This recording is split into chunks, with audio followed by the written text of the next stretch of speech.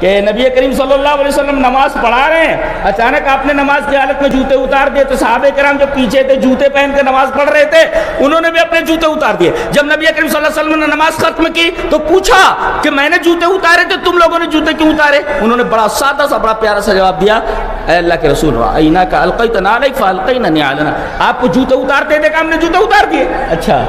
تو نبی کریم صلی اللہ علیہ وسلم نے فرمایا ارے بھائی میں نماز پڑھا رہا تھا تو جبریل آئے اور کہا کہ تمہارے جوتوں میں گندگی لگی ہوئی ہے۔ پتہ یہ چلا کہ کپڑے میں اگر گندگی لگی ہوئی ہے نماز میں معلوم ہو جائے تو نماز فاسد ہو جاتی ہے، کپڑا پہن کر کے پھر سے آؤ۔ جوتے میں اگر گندگی لگی ہوئی ہے، اب کپڑا پہنے ہوئے تو کپڑا تو نہیں نکال سکتا، جوتا نکال سکتا ہے، جوتا نکال سکتا ہے جی، تو جوتا نکال دے۔ تو جبریل نے آ کر کے بتایا کہ آپ کے پیروں میں گندگی لگی ہوئی، اس سے پتہ چلا کہ نبی کریم صلی اللہ علیہ وسلم کو غیب کا علم نہیں تھا، اس لیے کہ اگر غیب کا علم ہوتا تو آپ وہ جوتا پہن کر کے کیوں کھڑے ہو کر کے نماز پڑھاتے؟ جی جوتے کر کے گندگی لگی ہوئی ہے، جوتے میں گندگی لگی ہو تو نماز نہیں ہوتی۔ اور اس کے بعد آپ نے یہ فرمایا کہ جب کوئی مسجد میں آئے، اب مسجد جوتے پہن کا مطلب یہ ہے کہ بھائی قالین والین بچھا ہوا ہے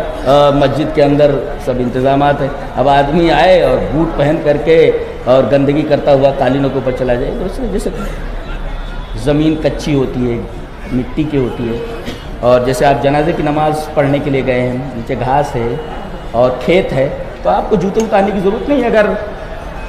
جوتے میں گندگی نہیں لگی ہے، تو چپل میں گندگی نہیں لگی ہے۔ تو اذا جاء احدکم المسجد، جب تم میں سے کوئی مسجد آئے تو وہ دیکھے، فلینظر، کہ اس کی جوتی میں، اس کے جوتے میں گندگی لگی ہے یا نہیں، اگر ہے تو اسے رگڑ لے،